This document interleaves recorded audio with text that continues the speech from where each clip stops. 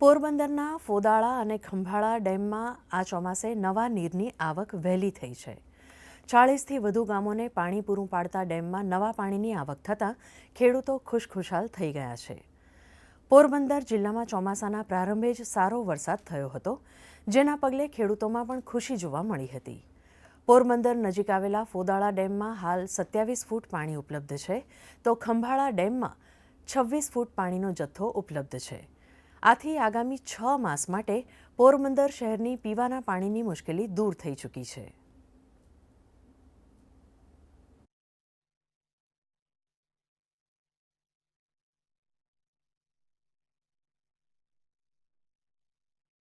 રાણાવાવ તાલુકાના 24 ગામ અને પોરબંદર તાલુકાના 25 ગામ એમ કુલ 49 ગામ અને 2 શહેર રાણાવાવ અને પોરબંદર મહાનગરપાલિકાને પીવાનું પાણી પૂરું પાડવામાં આવે છે।